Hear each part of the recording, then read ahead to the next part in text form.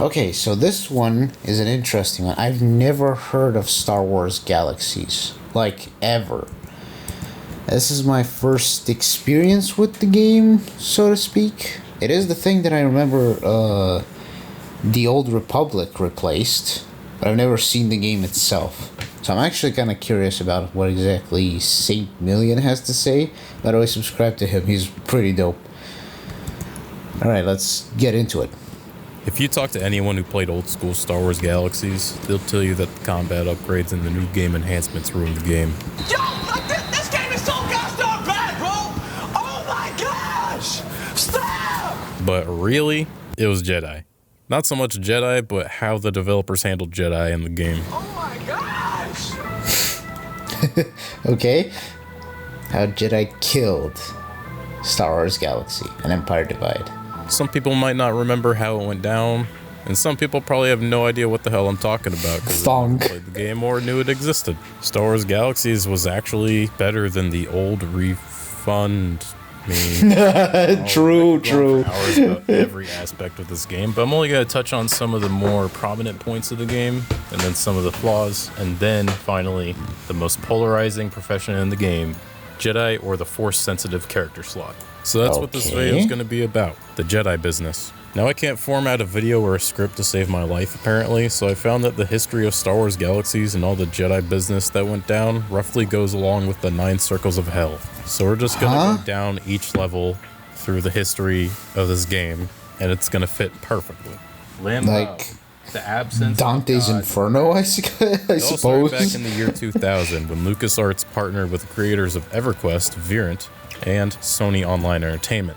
They announced that they were making a Star Wars MMO that took place in the original trilogy, not the prequels. Oh, and once the beta came out, players enthusiastically tested this game, and they actually gave it feedback. Makes sense. Unlike nowadays, where every single game is in early access, and that's basically the release. And if you pre-ordered the game, you got these goggles. And you could tint them whatever color you wanted, like rose-colored. You could have rose-tinted goggles. So before we talk about the Jedi, I'm going to talk about how amazing this game from my childhood was and how it had no flaws whatsoever. Lust and gluttony, as in I'm lusting over this Twilight dancer and have my first boner. Whoa, damn! There's actual okay. So the game comes out, and it turns out it's a sandbox MMO. It had shit like player housing. Garry's Mod? You could play as all kinds of races from the Star Wars universe. That's nice. The cool part about the game was there were dozens of professions, and you could multi-class with your profession points. And you could pick between 2, 3, 4, or however many professions you want to dip into. Whoa, those are like, whoa, go back a bit. Holy. So we have artisan, brawler, entertainer, freelance pilot, Imperial Navy pilot, marksman, medic, politician, scout, architect. You have politician in this, really? Architect, scout. No, armorsmith, okay. Bioengineer, bounty hunter, carbineer, chef, combat medic, commando, creature handler, dancer, what? Okay, that's kind of funny.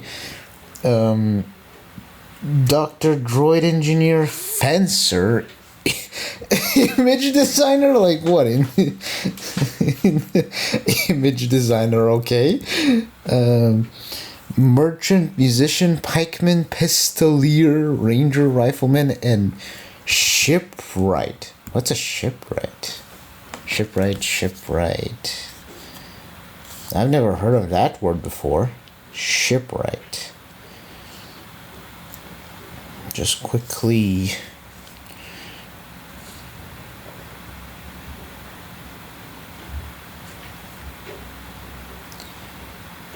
Shipwright.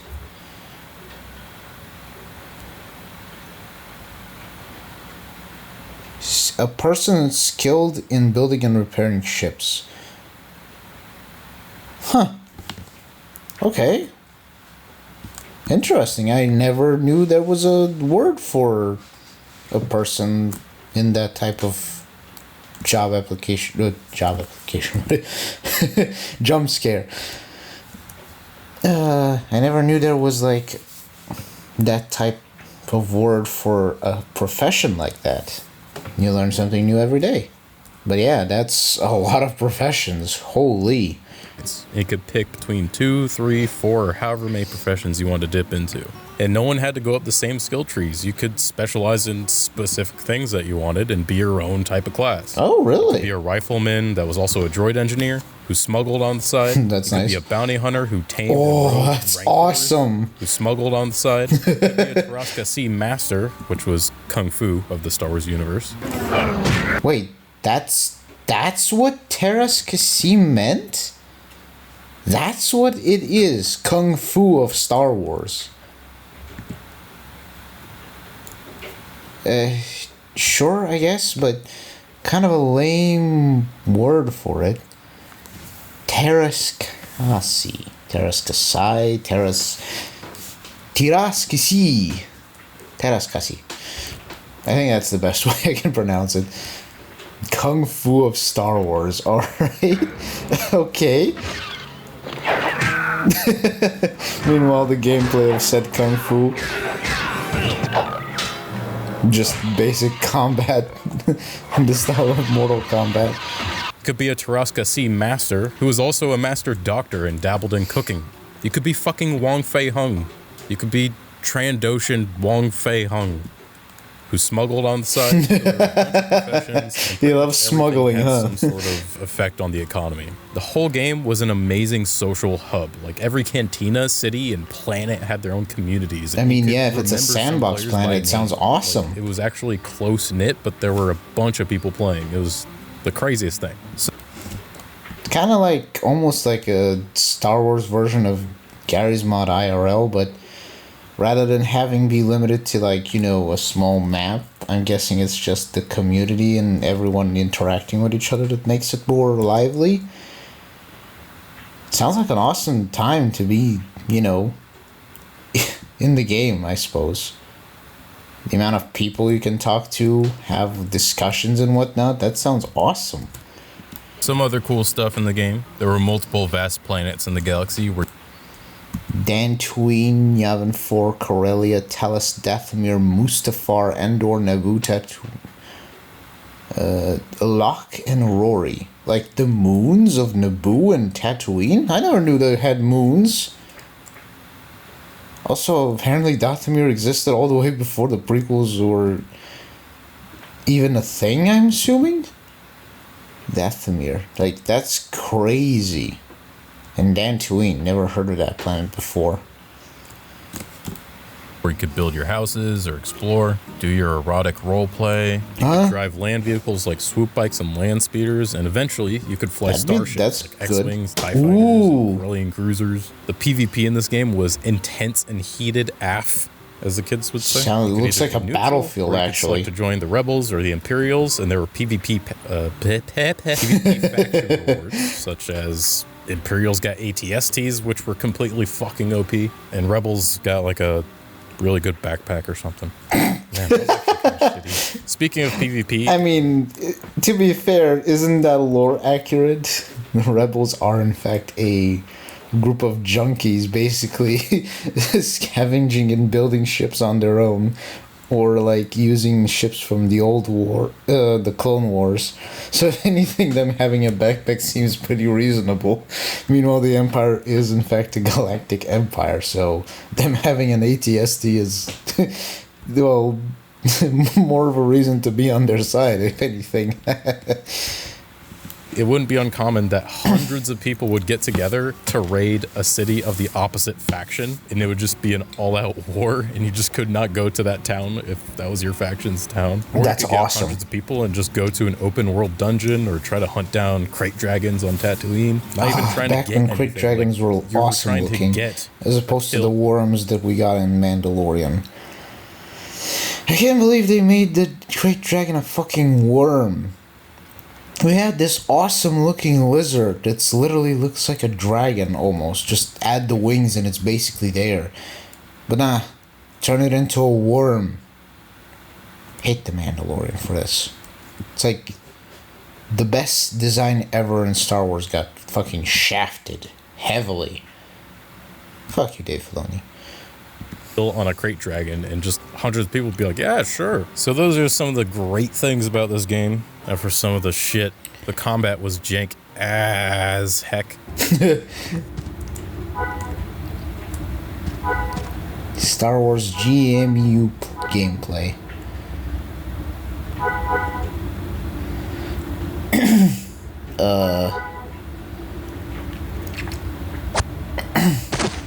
Basically, you queued up all your combat thingies, and there was like kneeling and prone and standing positions, and there was a health bar, an action bar, and a mind bar, and they all did different things, and depending on Damn which part of bars. the body did damage to that, and the game was focused around keeping people like kneeling or prone. It was stupid.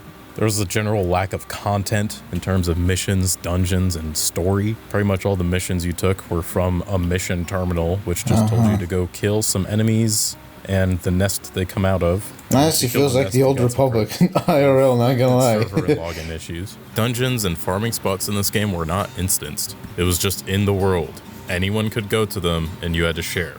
And there was no real... That is kind of an unfortunate thing. As much as, like, I mean, the Old Republic also has this, but they still have, like, certain areas for side quests and whatnot be still limited to that player when they enter, you know, that dungeon. Like, they have the green entrance, so when you go in, it's automatically, like, your own level. Your own, you know, story. No one gets to interfere, unless you're in a party, and even then... it still works. Unless you're in a party, most of the times you're just gonna do it on your own. I guess being in an open world is kind of logical, like have it all be there, but still, what? It sounds pretty crazy. real answer on the Jedi class, when they were coming or how to obtain them. Which leads us to the next level. Why do you need the Jedi class? I want to be a Jedi and fuck you. Some people were enjoying themselves with the game. Even though there was a lack of content, it was kind of buggy. But people were happy. People were playing the professions that they liked. People made their own fun because it was a sandbox. Myrtle Trial and People liked Wake? it 'cause it was Star Wars. Star Okay. Wars does really weird things to the brain. It's like a drug or a cult. No one knew how to become cult a Jedi. sounds and more accurate. It was pretty great. The whole mystery behind unlocking Jedi made the game better. Any vague location or odd item with no practical use made people think it was somehow linked to a secret quest line of becoming a Force user. It's like the Egyptian hieroglyphs. They could have meant anything. They could have contained the secrets to the universe or immortality. But then they found the Yugi Jedi in the holocron. okay. I mean, the Rosetta Stone. So when it came to Jedi, the developers I saw faced that. these issues with implementing the class. Number one, everyone wants to be one. It's a Star Wars game. That's a given. Number two, Jedi are supposed to be rare since this game takes place between Hope and Empire. True, Number three, Jedi are true. supposed to be OP. Well, they aren't exactly OP. Fuck, it's I mean, Really, it wasn't until the prequels that the Jedi were an OP as heck class. True, Like if Luke was true. as strong in Return before of the they Jedi. were, before if anything, they were like just quite literally D&D wizards with fire swords in a sense. They did feel like that in the original trilogy.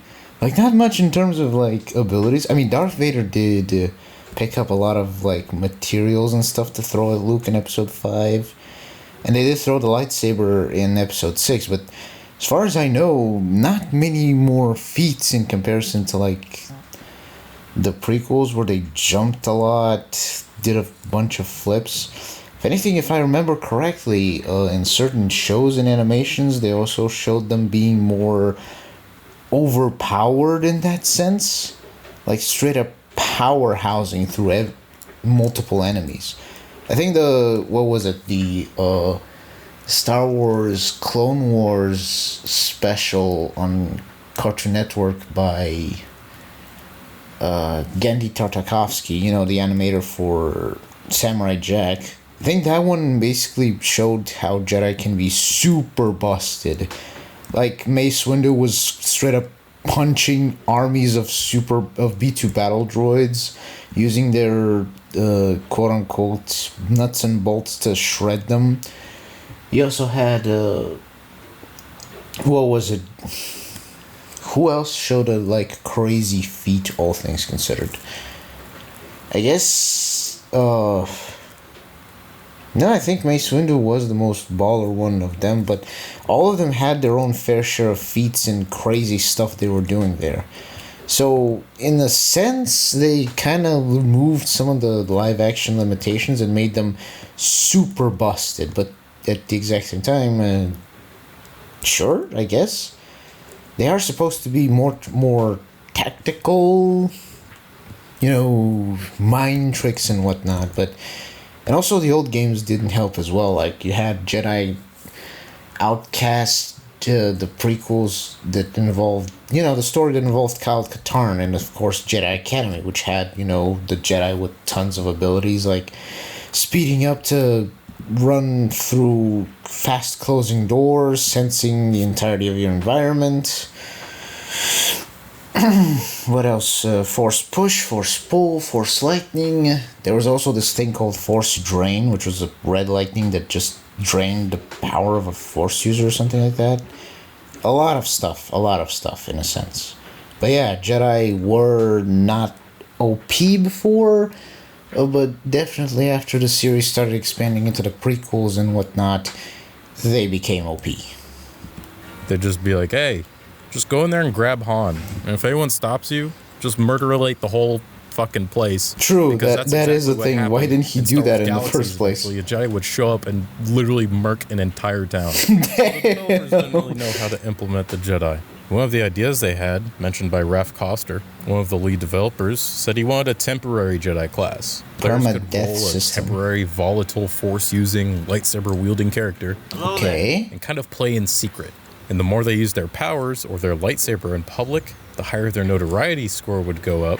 And once your notoriety starts hitting certain levels, the game would start sending bounty hunter NPCs or player bounty hunters. Ooh, that's good. Having an engagement with both the community and the game. That's awesome. Easy, but the higher your notoriety would get, it would start sending higher profile bounty hunters after you, like IG-88, Bosk, and Boba Fett. Until finally Darth Vader himself would show up in a goddamn Lambda shuttle and murk you in one shot. So there would be a definitive death end. Okay, that actually sounds pretty awesome. Depending on how far you got, your other characters would get heirloom rewards. Like, it could be at a campfire while you're traveling through Corellia and make your Force Ghost show up saying, yo, look, I got to Darth Vader. I got my Jedi Force Ghost here with me. So, unfortunately, they didn't use that idea, and it probably would have been way cooler than what they ended up doing. They decided that Jedi could only be obtained by the most worthy players in the galaxy. Chosen one. Who aim to experience every aspect of their game. Like literal chosen ones. So they set up these hidden checkboxes or flags that players need to hit based on the Bartle personality chart. Now this thing was made by the guy who developed the first multi-user dungeon. It kind of just creates a field where every type of player would land based on how they play games. So some of the checkboxes would include things like visiting the highest location on a planet, using a specific social mote on another player, killing a certain creature on a certain planet, engage in 5 duels, master this class, enter this battlefield, visit this point of interest from the films, and so on and so on. But the specific things that you needed to do were based on your character, and they were different from every single character that was made. So if one player by chance somehow became a Jedi and accidentally hit all these flags, they could not, for the life of them, give another player an accurate guide on how to become a Jedi. Wow, so literally unique for everyone? Another player would need to reach the highest point on Corellia. So this is kind of a pretty cool idea, in theory. I don't think it's as good of an idea as bounty hunters hunting down Jedi during the Galactic sounds War, awesome, but they scrapped it. It works out a little bit. Damn. The problem is the developers could not work this kind of flag or checkbox system in with the way they stored data in their servers. It just couldn't work in the amount of time whoops. marketing said, yo, you gotta get this game out now. So they said, well, what the fuck? How are we... this is the way Jedi's gotta be. Like, what are we gonna do? So they said, just make it so players have to master some professions and the order is random. So, that's what they did. Really? People are playing the game. That's what they went with? Yet. And the marketing team from Sony Online Entertainment comes up to the developers and they say, how long until we see the first Jedi? Developers look at the progress of the players and they do some math and they determine not for about 8 more years. That's probably when we're going to see our first Jedi. Marketing says, fuck that. We need a Jedi by Christmas. Because Christmas is going to sell games, and Jedi are going to sell games. So marketing said, you need to drop hints to the players so we can have some Anakin Skyfuckers. Knuckles, so what? The developers came up with the idea of Jedi holocrons. Okay. Anger. That sweet, sweet holocron. The first Jedi appear. Holocrons are put into the game.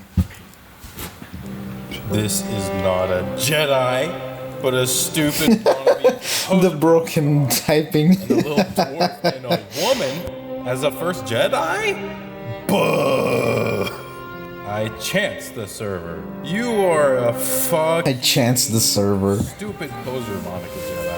How you always posing like a rock star. I kill your Jedi when I see you. You damn poser bastard. It's November 2003, and the What kind first of Jedi insult is character that? is finally achieved. Everyone flips their shit and starts asking them a lot of questions. She eventually What's a Jedi? it's posted online.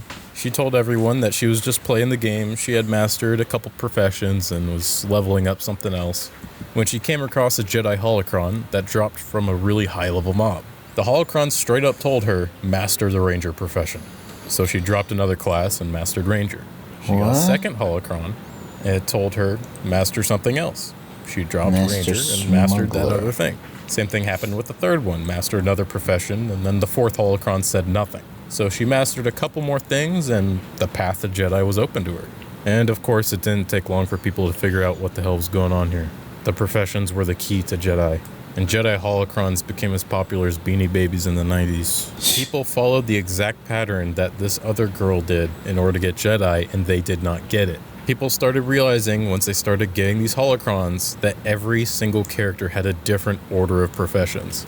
So here are the issues with Jedi holocrons and why it fucked everything up. Number 1, Okay. you had to find 3 Jedi holocrons in order to figure out which classes you had to master. From mobs. This was a problem because holocrons were insanely rare and only dropped from the strongest enemies. And if you remember, the game is not Why instant, exactly make so them any such high-level rare mob drops? that was rumored to drop these holocrons were farmed 24/7. So if you were an entertainer, I mean, if everyone wants to be a Jedi, makes sense. Farm that shit 24/7 until you get a holocron, and once you get it, bolt out of there. You gotta get the other holocron, I guess. Still, like, damn, and it's an open, server, right? So that means those NPCs not only are getting farmed every single 24/7, you have to wait for them to respawn as well. Like, yeesh, that's rough, buddy. or a droid engineer, a doctor, some non-combat profession class, you were fucking screwed, and you couldn't get Jedi holocrons unless you paid absorbent amounts of money. No. Wait, so so you can't be even, right. Man, that sucks. That means even if you wanted to just roleplay as a scientist, doctor, or something like that, you have to drop something to just have something to battle with others to get a holocron. That is, I mean, I get if it was like NPCs if there were NPCs available for everyone to grind off of, but since they're very high level NPCs for combat, and if they're also saying they drop insanely rarely, man, yeah, you really are screwed if you play just casually without the need to search for Jedi. That's fucked. Number 2, master every profession on the skill list in order 3 times. In theory, this would unlock Jedi because you would hit those 3 There's no way professions someone's at some that point insane to master without ever all of looking the at a classes. holocron. Problem being, mastering a profession could take weeks or months. Yeah. There are over 30 professions. So did people actually do this?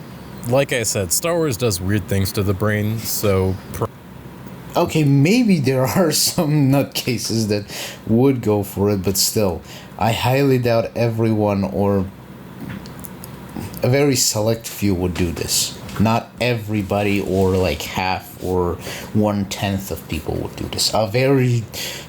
The amount of people that are like on the exact same number of holocrons dropping from NPCs. That's, I think, the percentage amount. Everyone else, unlikely. Probably, yes. And they probably died. Number 3, buy a Force-sensitive character slot already achieved by somebody else on eBay, which was probably totally Whew, $510 for a Force-sensitive Jedi? Damn, son. Easy money, I guess. This is what really killed Star Wars Galaxies. Now, Star Wars Galaxies would stay live for a very long time, but this was the end. Just no one knew it yet. Again, people will tell you the combat upgrades and new game enhancements killed Galaxies, but that's like saying cancer killed Eddie. And then I'd say, no, I think it was the chain smoking 10 packs of cigarettes a day for 10 years that killed Eddie. And then they would be like, no, it was the lung cancer that killed Eddie. It wasn't the smoking. It was the lung cancer. What are you, stupid? Heresy. The greatest MMO to ever MMO. The WoW marketing closed said beta? have a Jedi by Christmas, but what they really had was people pissed off about holocrons and just going crazy. Communities falling apart. You have other people dropping the professions they liked playing in order to pursue other professions that they need to master just to unlock Jedi. Yeah, that is in fact the thing that it sucks. Like, you can't even, like, couldn't you, like, give them, like, all to get, like, one holocron out of, like, random or a drop some way or somehow, and basically have them, like, at the very least, based on the professions that they are learning, to have, like, an algorithm based around the classes that would benefit or at the very least work with the ones that they have. At the very least make it much more reasonable for everyone to go down a natural path so they can get Jedi, as opposed to this grindy nonsense. It's like almost like a gacha game in a sense. It really is. Just like straight up rolling the dice, getting the currency, waiting to get the Jedi class. It really does feel like that, huh? Canceling their subscription because they just wanted to be a Jedi. They were writing the game out and they really hated the way this was being handled. It was the beginning of the end. Around the same time, the WoW closed beta goes live. So people were not only annoyed with holocrons, but they were also experiencing the truth. And multiple MMOs like FF11 and Star Wars Galaxies and whatever the fuck else, I didn't play much else, started talking shit about WoW because they realized, damn, this is some fun shit over here. And as a huge Blizzard fan all my life, I was looking at WoW and I was like, yep. Yeah, I think that's probably. Of course you'd zoom in there, Path you... Jedi gets easier and easier, and WoW You is gooner. now in beta. Oh, shit. So there were a few Jedi. They were pretty rare, and they were extremely powerful, and people were still annoyed. People were still searching for holocrons well into 2000. Damn, he's shredding Eventually, everyone. SOE realized this was a problem, and then they changed the path to Jedi entirely to be a whole nother grinding quest line. So you started seeing more and more, even though it took a lot of grinding. They were still really strong, and people still didn't like it. World of It's a lot of Jedi. into open beta, and people are starting to make the change. Also, now that I think about it, this was supposed to take place in the original trilogy, right? Where they're supposed to be rare to the point where they're almost extinct. Why would you have that many Jedi? Lore accuracy has been shoved entirely in the trash, huh? Changed and saying, okay, I'm canceling my subscription because when WoW comes out, that's what I'm doing. It wasn't just WoW pulling players away from SWG. Star Wars Galaxies pushed players out with this bullshit that they were doing with Jedi. Yeah, with the And in grinding November of system is ass. 2004, 1 year after the first Jedi showed up in Galaxies, World of Warcraft is released, and as you can imagine, it starts to suck the life force out of every MMO on the market. Galaxy's subscription numbers dwindle, so SOE panics, and they decide they need to make a change to their business model. And microtransactions weren't as big as they are today, so going free-to-play wasn't on the board. So while Galaxies was in its death throes, they made a rewrite to their entire combat system. Fraud. Time to make the game more like WoW, I guess. These Combat are what are known upgrade. as the combat upgrades. When you hear people talking about they want to play SWG EMU because it's pre-CU, they're talking about this. In short, it kind of made it more like WoW. It introduced a numbered level up system, which wasn't there before. You just kind of had professions, and each skill tree and professions gave you certain stats. It simplified the armor and weapon types. It changed experience points. Statistics that you had were more like WoW. It just introduced a bunch of changes that players really... Basically trying to get, like, to lure people that were playing World of Warcraft into this game, but also killing the identity of your own said game to fit in with the new competitors, in a sense. That's what I'm getting, at least. Yeah, I guess if people were, like, playing the old game, kind of, like, having a vibe with everything, enjoying the system with the classes, and then suddenly everything gets drastically changed, new XP, new level system and everything, it can be a bit controversial and very problematic. Kind of kills the fun everyone was having before. Now suddenly having to grind on top of everything else beforehand. Yeah, I guess that is kind of an incentive to stop playing the game, I guess. Or at the very least prefer the old one in comparison to the new one. Did not like. It was widely rejected by players. And it made even more people quit. Damn, look at those text boxes. Holy. That is a lot of text boxes. I like the whole, like, almost like they're screaming at everyone. Compliment the players for staying. SOE gave players plaques, combat upgrade plaques, to put in their house, which is a little nothing trophy. Good. And then later, when they realize the combat upgrades are not going that well, they do another rewrite of the game. Again? Really?